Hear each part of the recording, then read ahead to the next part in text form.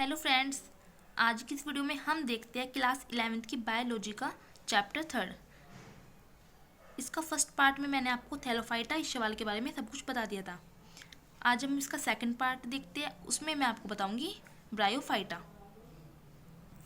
तो आज की इस वीडियो में हम देखने वाले हैं ब्रायोफाइटा। मैंने आपको बताया था जो पादप समूह होते हैं उनको 5 समूह में बांटा गया है। थैलोफाइटा शैवाल, सेकंड ब्रायोफाइटा और थर्ड टाइडोफाइटा, फोर्थ जिम्नोस्पर्म अनावर्तबीजी कहते हैं जिसे हम हिंदी में, और फिफ्थ एंजियोस्पर्म आवर्तबीजी।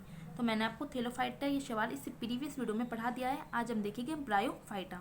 ब्रायोफाइटा में जड़, तना, पत्ती नहीं पाई जाती, लेकिन पत्ती जैसी संरचना होती है जिसको हम थैलस कहते हैं। जड़ जैसी संरचना पाई जाती है जिसको हम राइजोइड कहते हैं। तो हम डिटेल में आज पढ़ते हैं ब्रायोफाइटा के बारे में। चलिए स्टार्ट करते हैं ब्रायोफाइटा। पहले हम ब्रायोफाइटा के बारे में जान लेते हैं, फिर देखेंगे डायग्राम कैसे है। ब्रायोफाइटा सरल पौधे होते हैं जो लगभग सर्वव्यापी होते हैं, मतलब सभी जगह पाए जाते हैं। इनमें संवहन उत्तक नहीं पाया जाता। ये पौधे स्थलीय होने के साथ साथ छायादार और नम स्थानों, नम भूमि, लकड़ी के लट्ठों, नदी और तालाबों के किनारे, वृक्षों तथा उनके तनों तथा नम चट्टानों पर पाए जाते हैं। वर्षा ऋतु में ये अधिक वृद्धि करते हैं तथा भूमि पर एक हरी मखमली परत के रूप में फैले हुए दिखाई देते हैं। आप देखते हो कि जब बारिश होती है या फिर कोई गार्डन वगैरह पर आपको ग्रीन कलर की एक परत दिखाई देती है, तो वो हमारे कौन से होते हैं? ब्रायोफाइटा। ठीक है, और ये सब जगह लगभग पाए जाते हैं। अब बात करते हैं हम इनकी मुख्य लक्षण की। इनमें जड़, तना, पत्ती नहीं पाए जाते। ब्रायोफाइटा में ना जड़ पाई जाती है, ना तना, ना पत्ती। लेकिन इसमें क्या होता है? पत्ती जैसी संरचना होती है जिसे हम क्या कहते हैं? थैलस। इनमें जड़ जैसी भी इनमें जड़ नहीं होती, लेकिन जड़ जैसी संरचना होती है जिसे हम क्या कहते हैं? मूलाभास, और इंग्लिश में कहते हैं राइजोइड्स। ठीक है, मूलाभास ब्रायोफाइटा को स्तर पर स्थिर बनाए रखता है। जो इसके राइजोइड्स होते हैं, देखिए मैं आपको बता दूं, ये एक ब्रायोफाइटा का डायग्राम है। ये फीमेल ब्रायोफाइटा और ये मेल ब्रायोफाइटा है। तो ये आपको दिख ले मूलाभास, राइजोइड। इनका काम क्या होता है कि जो ब्रायोफाइटा है उसको ये जमीन पर चिपकाए रखता है, बनाए रखता है जमीन से। इन राइजोइड का काम ये होता है। तो मूलाभास जो राइजोइड्स है वो ब्रायोफाइटा को स्थल पर स्थिर बनाए रखता है तथा जल और खनिज पदार्थों का अवशोषण भी करता है। नेक्स्ट पॉइंट आता है, इनमें निषेचन के लिए, फर्टिलाइजेशन के लिए जल अति आवश्यक होता है। अंतर इन्हें हम क्या कहते हैं? अंतर हम इन्हें पादप जगत का उभयचर कहते हैं। ये क्वेश्चन आ जाता है कि पादप जगत का उभयचर किसे कहते हैं? तो ब्रायोफाइटा को कहते हैं। और क्यों कहते हैं?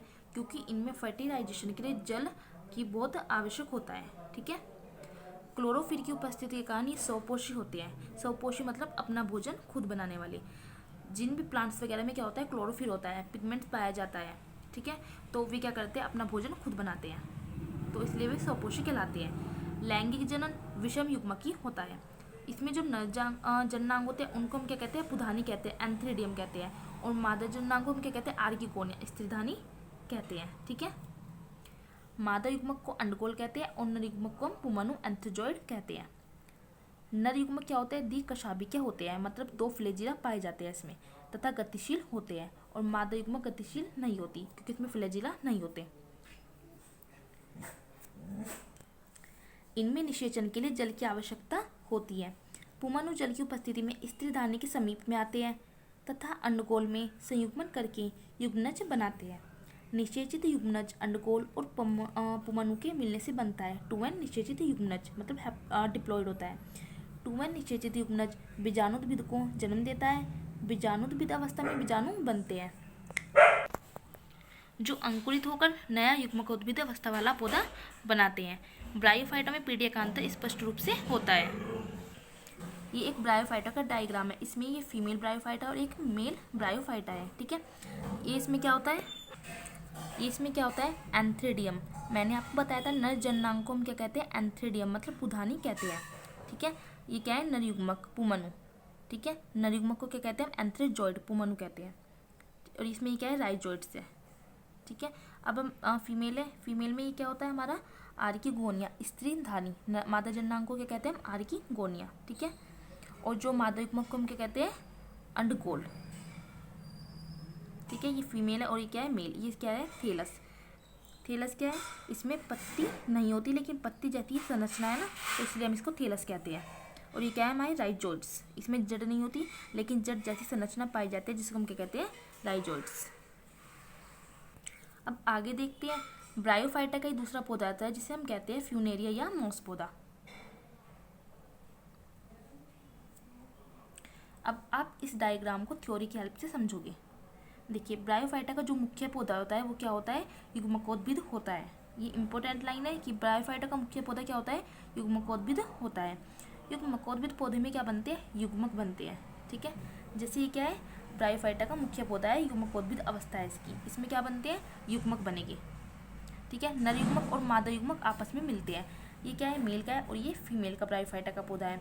इसमें क्या होते हैं, मेल और फीमेल आपस में मिलते हैं, जिससे क्या बनता है, 2n युग्मनज बनता है। इन दोनों के मिलने से 2n युग्मनज बन जाता है। युग्मनज से एक ऐसी संरचना बनती है जो द्विगुणित होती है।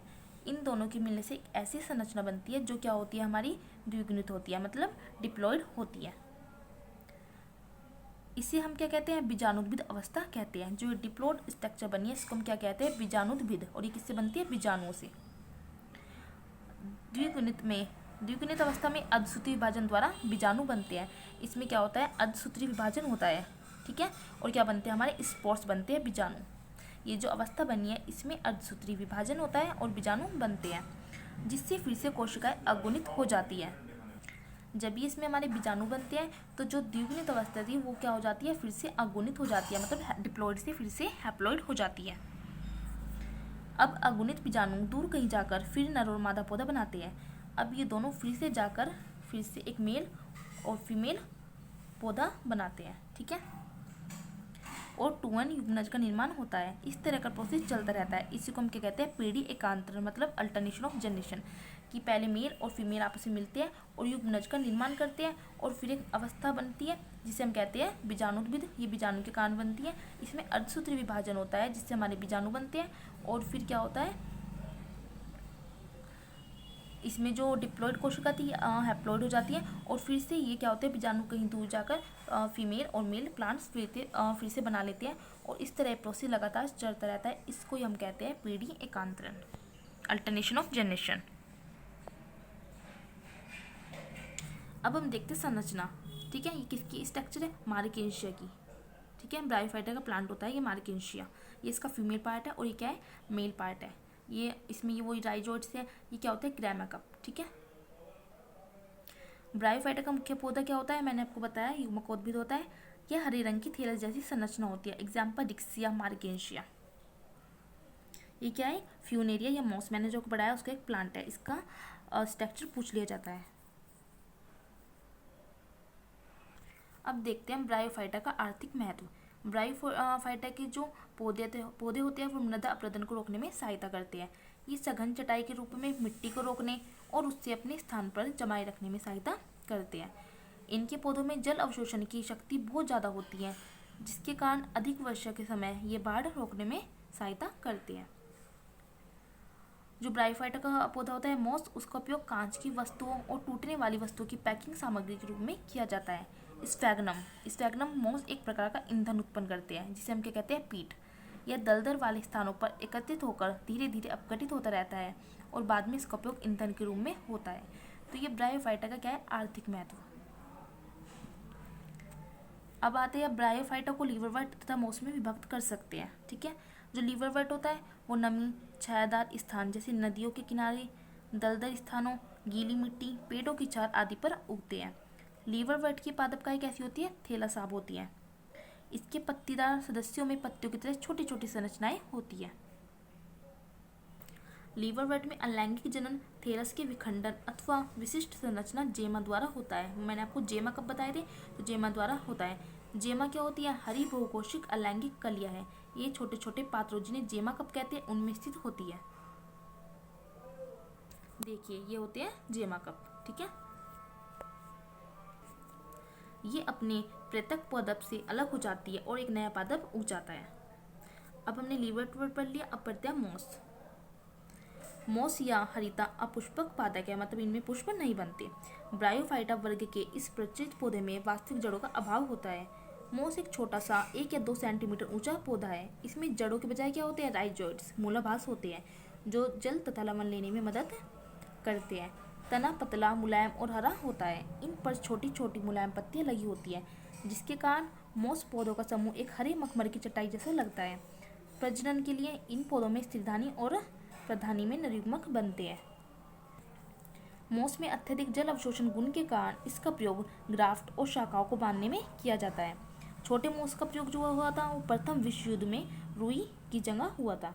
मोसों का उपयोग प्रतिरोधी या एंटीसेप्टिक की तरह भी किया जाता है। तो ब्रायोफाइटा आपका यहाँ पर खत्म होता है। मैं अपनी नेक्स्ट वीडियो में आपको पढ़ाऊंगी टाइडोफाइटा। मैं आपको एक बार शुरू से ब्रायोफाइटा दिखा देती हूँ ताकि आप अपने नोट्स बना लें।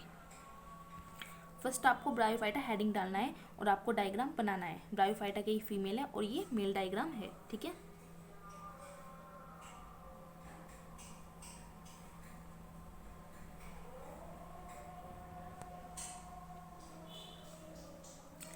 फिर आपको ब्रायोफाइटा के बारे में लिखने हैं कि सेलर पौधे होते हैं, सब जगह पाए जाते हैं। 4 पॉइंट आपको लिखने हैं।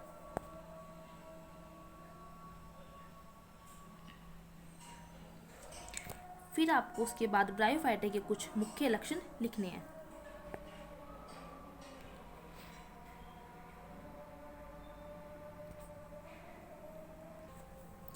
इन्हें पादप जगतों का उभयचर कहते हैं क्योंकि इनमें निषेचन के लिए जल पाया जाता है।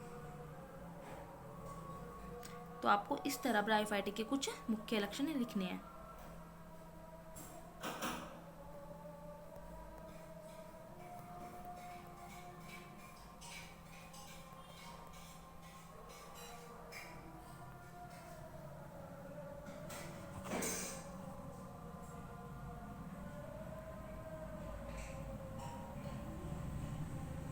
फिर आपको ब्रायोफाइटा का दूसरा पौधा फ्यूनेरिया या मॉस लिखना है। और फिर आपको क्या बनाना है, ये पीढ़ी एकांतरण, अल्टरनेशन ऑफ जनरेशन।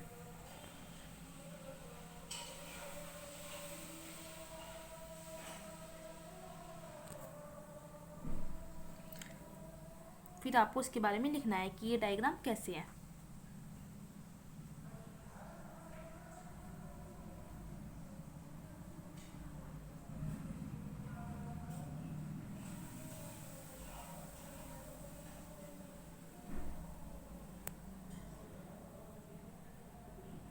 फिर आपको संरचना बनानी है मार्केंशिया की, जो ब्रायोफाइटा का प्लांट होता है, फीमेल और मेल।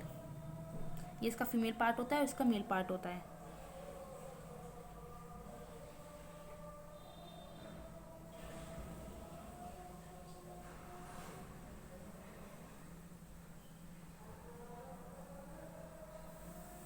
फिर आपको एक डायग्राम और बनाना है फ्यूनेरिया या मॉस का, जिसे फ्यूनेरिया मॉस कुछ भी कह सकते हैं। फिर आपको ब्रायोफाइटा का आर्थिक महत्व लिख देना है।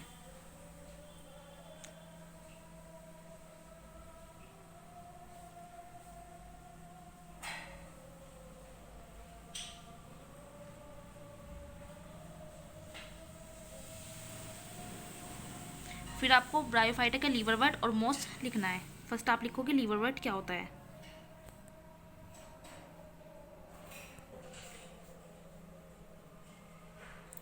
फिर आप लिखोगे मॉस के बारे में।